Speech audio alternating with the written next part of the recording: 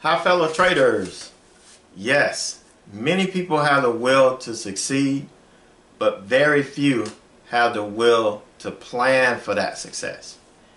And I'm reiterating that right now in our Average Joe trading community, how important it is to plan for your success, to make sure you have all the pieces in place so that you don't have to worry about it anymore. You have that foundation. You know what tools you're going to use. You know how much money you have to spend on what. You know how much money you have to go out. You know what strategies you're trading.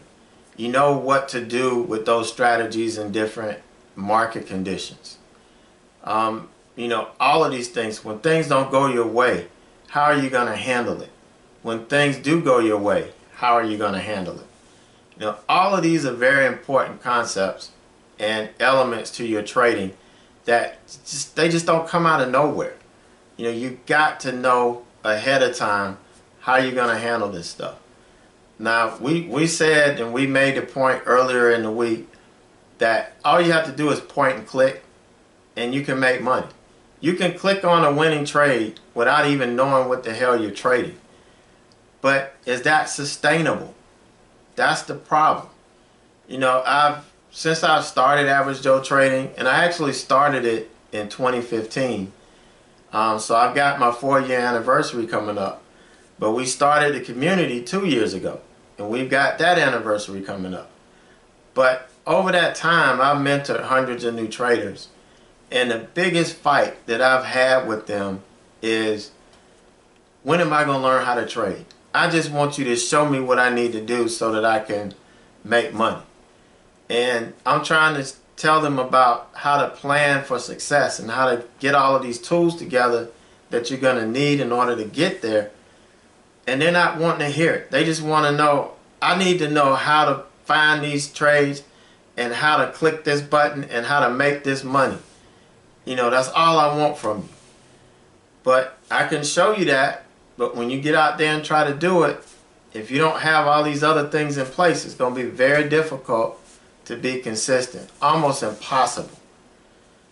So that's what we're focusing on right now in an Average Joe Trading, and we're going through my roadmap to success, where I'm sharing exactly what I did to get to where I am. I kind of reverse engineered it, put it into a roadmap form, and we're starting from the beginning, and throughout this year we're going to go all the way to the end. So you're going to learn step by step what it took for me to get here. But the beginning, it was all about planning, guys. All about planning for success. Making sure, building that business plan so that I knew exactly what it was going to take to get me to where I needed to be. And if I didn't have it before I started seriously, I needed to get it. So if you don't hear any other message from me this year, just remember that I told you, you've got to plan for success. You've got to build a business plan for your trading business if you want to be serious and you want to live the life that you want to live. Be free, be financially free, or if you want to build that second stable income. You know, you have got to plan. Got to get that plan first. Alright guys, so today wasn't as good for me as it has been. This is my first red day all around in a long time. And it wasn't that I did anything wrong. It was just the market slapped me in the face a couple times. And it's going to happen. So when we accept the responsibility of trading, when I open that brokerage account, I subscribe to the fact that anything can happen in the market at any time. Just because a technical chart says the stock's going to do this doesn't mean it's going to do it. And we saw that today twice. And, you know, kind of left a bad taste in my mouth. But hopefully you guys got to see how I handled it. And how I handled it is all part of my plan. I already know if I run into this issue and I start feeling this way, this is what I need to do to fix it and to help me get over it so I can get back, re-engage, and make responsible decisions with my trading account. So we're going to talk about all that today. One more thing.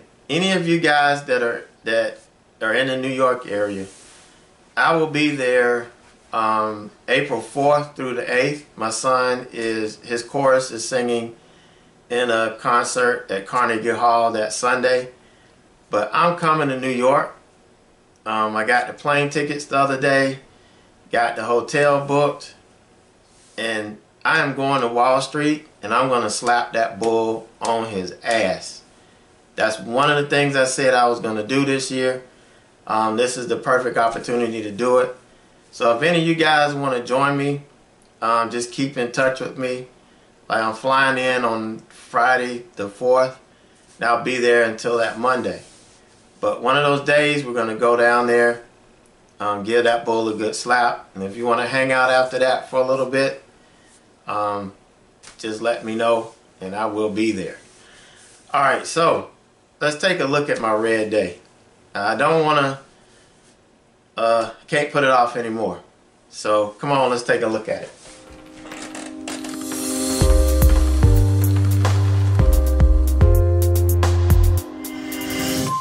Alright, so let's take a look at the SPY first. And this is kind of where we start our day, is looking at what the market is doing, what it did overnight, what it's looking like going forward. We were showing some signs of strength this morning, and I thought this was going to be a lot better day than what it was. I mean, you could see we even had less volume today than we had yesterday. Very disappointing. For this being the unofficial kickoff, or the somewhat official kickoff of earnings season, I was expecting a lot better volume, a lot better volatility. You can see we started out with some strength. It pushed up a little bit, and then we rolled over and started to sell, and it just kind of ate itself up the rest of the day. And you look at this candle here, and you can tell this just was not a good day in the market. So let's take a look at our trades and see how it affected these trades here. You look at FISV. This was a solid opening range breakdown. Okay, here was the opening range candle. And if you trade the strategy correctly, the more aggressive style, the one that I would use in this market, as soon as we break the low, we get in. And this was a perfect move, straight down to actually just through the pre-market low, which was sitting right here. And a really nice trade. It bounced, and I missed this. I missed the entry on this. So I was like, I'm not going to chase it. Let's wait and wait for the setup. And that's exactly what I did. I waited for it, the rejection here. This was a nice, sometimes we call this a reversal hammer or whatever, but this was a nice rejection candle. This next candle opened, it started to push, and then we started selling. Once we broke the low, that was my trigger to get in. And by this time, and which was interesting, the market was pushing up through this sell-off. So by the time I got in, the market was rolling over a little bit and actually coming down. So the fact that the market was up didn't really matter on this trade because of everything that it showed. It traded opposite the market all morning. It had its own catalyst, and it was doing its own thing. So I had no reservation about getting in on this, but somehow it found support right here at the pre-market low, right around 69. And I didn't respect this because we had already taken it out and put in a low right here. But it held, and it popped up, stopped me out, And after this stop out, I was done. Because the next trade I show you absolutely infuriated me. I was so pissed. But like I said before, when you log in your trading platform, you're accepting the fact, you're accepting the risk that anything can happen in the market. And the market will turn on you in a heartbeat. And you have to be ready to deal with it. So I managed my risk. And had I not managed my risk, this $114 loss could have turned into $300, $400, $500. You know, so I managed my risk, and this is why at the end of the week, even though we have some losses, some losing trades, at the end of the week, we're green because we managed our risk. So the next trade, this one is what really infuriated me. It's TWLO. Okay. This trade was, we were breaking the 52-week high. Now we had tapped it. Let's go back to the daily chart. 52-week high, broke it, pulled back. Within 5 days, we broke it again, pulled back. And here, I thought we had it today. I really thought we had this today. That we were going to break this ascending resistance here. We were going to break through it and hold it. I had a target for 106. I knew we were going to get this. And obviously, it held this ascending resistance, held again. It got slapped down again. You can see we got in. I got in right here. And I got in just before the open because I knew I needed to have my focus on the day trading charts. And we were already over the 52-week high. So I got in right here. And look at this strong candle. It ran up. And it didn't quite get to 104. And I may have taken it at 104, you know, if it got up there. But it made this strong move. This is the first 5-minute candle. We pulled all the way back. And I wasn't really watching it that much. But then when, you know, somebody said something about it, I looked at it. And here we're selling off strong. So I'm like, okay, you know, I've seen this happen before where we pop at the open, we have this pullback, and then it starts to gather itself and push up. So, I had my stop in, you know, just below 99, and I mean, just below 100, just below 100. And I think I had it at 99.95. And I thought that was giving it enough room. My target was 106. That's perfect. You know, perfect risk reward. But you can see we lost it. It never could get back above the VWAP. And it just crapped out.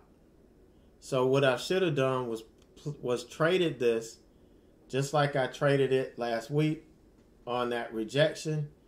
But remember, we traded this rejection, what day was one of these days we traded it and we didn't get much. You know, so I didn't go back to the well again. I thought we were gonna move on, and it didn't. It just threw me for a loop. So, you know, this is where technically I thought it looked like we were about to break through the 52-week high, which we did, but it just came slamming back down. Just completely did the opposite of what I had expected. So this is what really made me mad. And, you know, if it just made an average move or something, and it just wasn't working, fine. But for some reason, this really got under my skin. And that's why after the other trade, I just stopped out. I just quit. I shut the platform off. I'm like, look, I'm not giving back any more money. I got a good week going in the small account. You know, we had a good trading day yesterday. We had a little day on Monday. You know, we got the rest of the week to go. Don't give back any more money. And the way it looks, had I continued to try and trade, I probably would have given it back. I probably would have lost some more money. So that was a smart move. That's part of my plan, is that when I start feeling this way, or I get these feelings, I'm going to shut it down and walk away. There's always tomorrow. You know, I have money that I can trade tomorrow. I didn't wipe my account out. I didn't blow it up. I'm not coming in tomorrow with my head hung low because today was a red day. Because I did not lose outside of, you know, my normal parameters. So the day wasn't the best day, but we're gonna, you know, get locked and loaded, reload this gun. We're gonna come out and, you know, see if we can put that sniper scope on some good trades tomorrow. So you guys have a great night, a great evening, and we'll catch you in the morning.